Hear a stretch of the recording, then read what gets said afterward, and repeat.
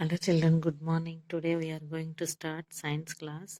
So already we have finished explanation part of lesson 2 soil children. Today we are going to start reading part. Okay, let us start the reading part. Have you opened your textbooks page number 184? So open your textbooks and take the pencil also and start reading from here. Okay. Soil is the thin layer of material covering the earth's surface and is formed from the weathering of rocks. Weathering of rocks. It takes thousands of years for the rocks to turn into soil. It is made up mainly of mineral particles, organic particles, air, water, and living organisms, all of which interact slowly yet constantly. So, see the figures children, how soil has been converted here. Water and wind loosen up the rock surface and open up cracks. Are you seeing? Remains of dead plants and animals get deposited in the cracks. Plant roots speed up weathering of rocks. Soil layer becomes deep enough for big trees to grow on it. Okay, so soil is a thin layer of material which covers that surface and it is formed from the weathering of rocks. What are the list of agents which has been convert rocks into soil means sun's heat and wind and rain also. Okay, coming to importance of soil to living things. Soil is the upper, take the pencil, underline children. Soil is the upper layer of earth. It consists of mixture of organic remains, clay and rock particles. It provides heat, nutrients, and water for the plants to grow. These plants then provide valuable habitats and sources of food for animals, bacteria, and other things. Thus, soil is important for the continuation of life on the earth. Next, we will see soil profile. Soil profile refers to different layers of soil. Observe this figure. So, most soils have 3 or 4 major layers, that is, organic layer, topsoil, subsoil, and parent material. Some soils may have a very thin or no organic layer at all. Another layer called bedrock is present beneath all other the layers. This is bedrock beneath all other the layers. Organic layer or humus. This is the organic layer or humus. Organic layer of soil is made up mostly of decomposed leaves. Leaf litter. All leaves will fall down in autumn season with that. And humus, decomposed organic matter. It is usually thin and quite dark in color. Dark in color. This is called humus, which is dark in color. Humus has other name called organic layer. Next, next layer is topsoil. It is uppermost layer of soil and mixture of different soil particles. It also contains microorganisms, water and air.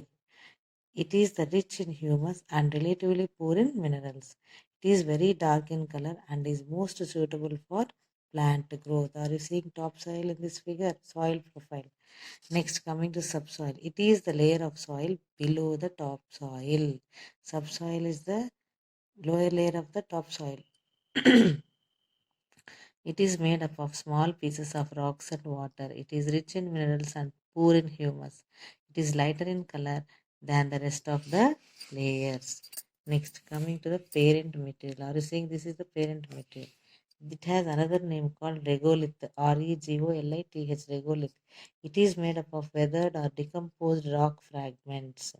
Here, very little organic matter is found, so it has almost no plant or animal life.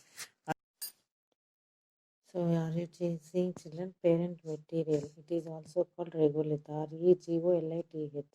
It is made up of weathered or decomposed rock fragments. Here, very little organic matter is found, so it has almost no plant or animal life. So, turn the page, children, 185. See here, bedrock.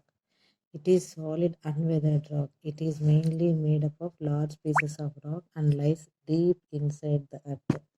Though it is considered as a part of soil profile, it is important to understand that this layer is not soil as it does not support plant or animal life. Are you saying here organic layer, topsoil, subsoil, and parent material? These are also called as O, A, B, and C horizons. So respectively, while bedrock is known as R horizon. So they have other names, this one, okay?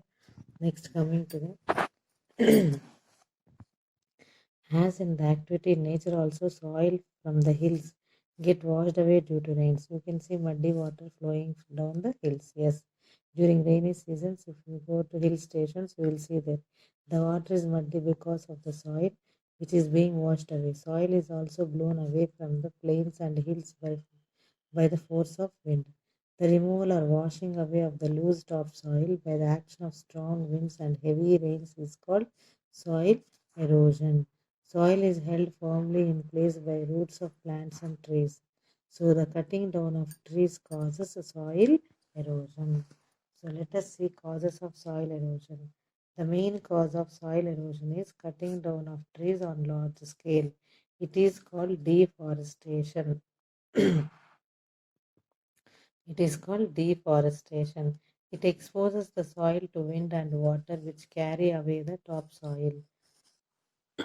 Next, the impact of rainfall on the soil surface can remove the topsoil. Sometimes minerals present in the soil dissolve in water and seep through the layers of soil, thereby making the soil infertile. Strong winds blow away particles of soil with it. It usually takes place where there is a less vegetation. The heat of sun evaporates the moisture of exposed soil and dries it up. Dry soil breaks up easily and turns into small particles and is easily blown away by wind, resulting in soil erosion. resulting in soil erosion. So overgrazing by cattle removes the plant cover from the soil. As a result, soil erosion increases. Are you seeing soil erosion after heavy rainfall? And here also overgrazing means this one.